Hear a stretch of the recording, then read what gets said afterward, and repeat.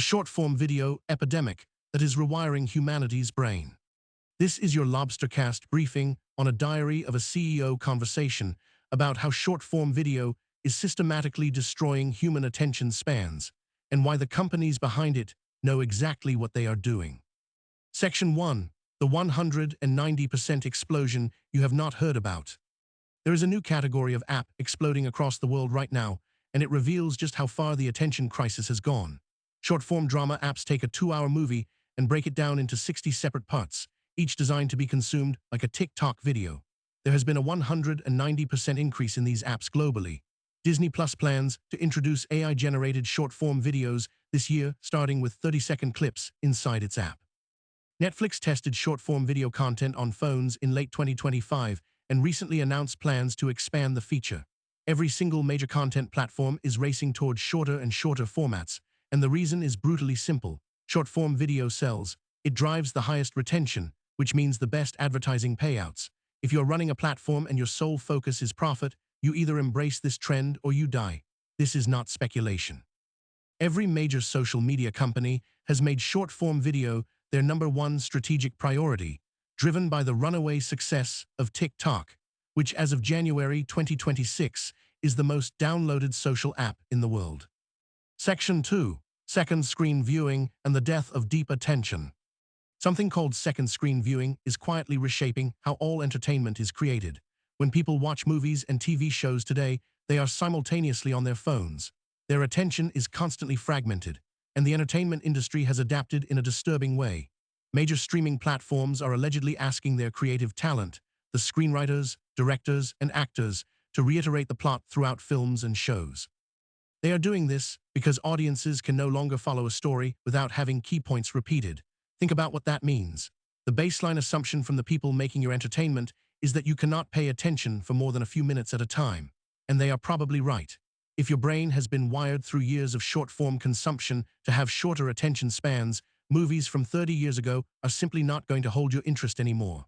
But here is the trap. Every time the industry chases shorter formats, it reinforces the cycle.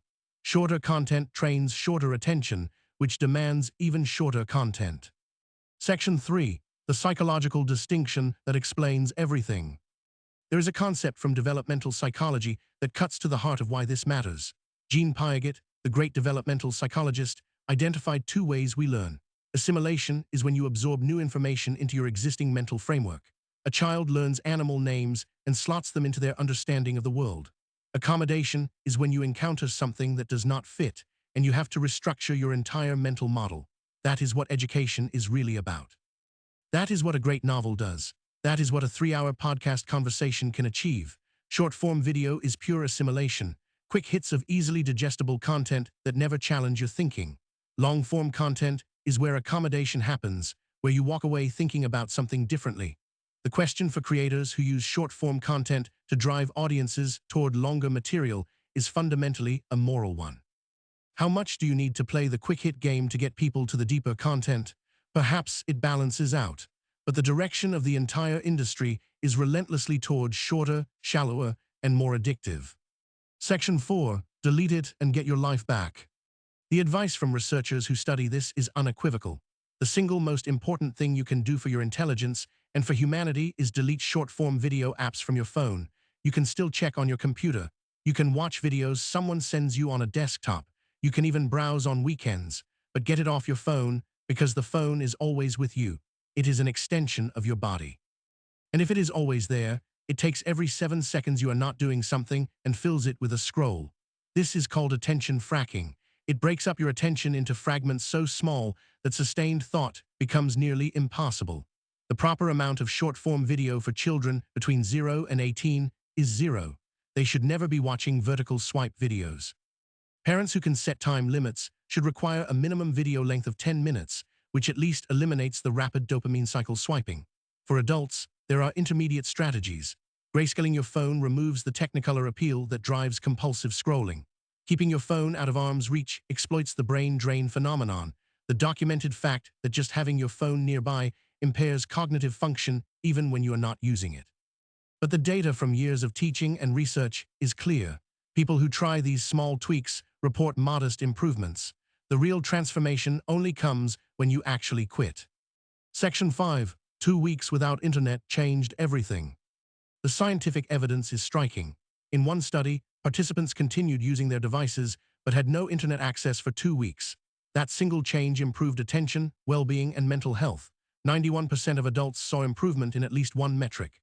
A separate study found that just 1 week of social media detox produced less anxiety, less depression, and decreased insomnia.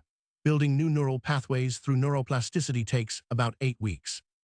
Falling off and getting back on is a normal part of the process, but the fundamental message from the research is that these apps are changing brain waves and rewiring neural circuits in patterns that mimic addictive behaviors. The slot machine comparison is not metaphorical. The pull-to-refresh feature was directly modeled after slot machine mechanics. Autoplay, infinite scroll, and algorithmic content sorting are all engineered to exploit unconscious psychological triggers. Section 6. Meta's own employees called themselves drug pushers. Internal documents from Meta that emerged through attorney general lawsuits contain some of the most damning admissions in corporate history. In one internal chat, a Meta employee wrote, "Oh my gosh, Instagram is a drug. We are basically pushers. We are causing reward deficit disorder because people are binging on Instagram so much they cannot feel reward anymore."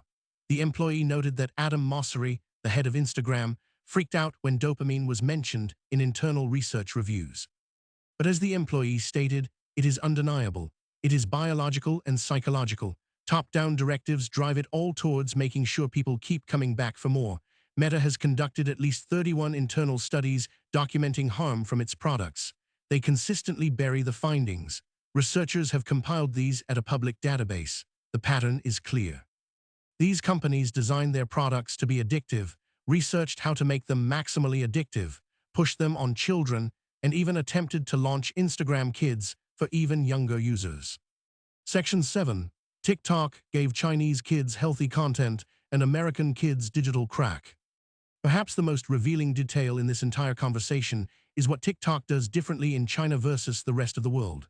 In China, the version of TikTok called Douyin feeds children patriotic content, science, and educational material about astronauts. It shuts off at a certain time at night. There are strict time limits. The Chinese government and the company itself decided to protect Chinese children from the worst effects of their own algorithm. For everyone else, they deployed what one expert calls the equivalent of crack cocaine. The algorithm's aggression is unlike anything seen in 15 years of social media. On TikTok, a user with 1 million followers can get 10,000 views or 10 million views on any given post. The variance is enormous, which indicates the algorithm is doing far more work than any previous platform to sort, promote, and suppress content based purely on engagement potential. This is what makes it the most addictive and fastest-growing platform. The people who designed it are following the same playbook as Silicon Valley executives who do not let their own children use these products. They make their nannies sign contracts prohibiting phone exposure. They send their kids to Waldorf schools specifically because there are no computers in the classroom. Their revealed behavior tells you everything. They know it is addictive. They designed it to be addictive. They protect their own children from it. Section 8. Snapchat is more deadly than you think. While Meta takes most of the public heat, Snapchat may actually be more dangerous per user, especially for children. Unlike Instagram, which primarily drives depression through social comparison, Snapchat introduces children to strangers and serves as the primary platform for drug dealers and extortionists to reach minors. Snapchat's quick ad feature relentlessly pushes users to connect with friends of friends. Once a predator connects with any single student in a school, they can rapidly reach every other student through the network. In 2022, Snapchat's internal documents revealed the platform was receiving 10,000 reports of sextortion from users. That was not per year, that was per month. And that figure only represents what was actually reported, which is the tip of the iceberg. There is literally a handbook circulating among criminal organizations on how to extort children on Snapchat, exploiting the platform's disappearing messages feature and the fact that Snapchat does not keep records. The European Union Commission recently found TikTok in breach of the Digital Services Act, specifically ruling that it is addictive, creates compulsion, and gets users into an autopilot mode where they have difficulty disengaging. These are not abstract policy debates. These are the documented mechanisms through which billions of people are having their cognitive capacity systematically degraded for profit. That was your LobsterCast briefing. The message from the research could not be clearer. These platforms are not neutral tools. They are engineered addiction machines that their own creators refuse to let their children use.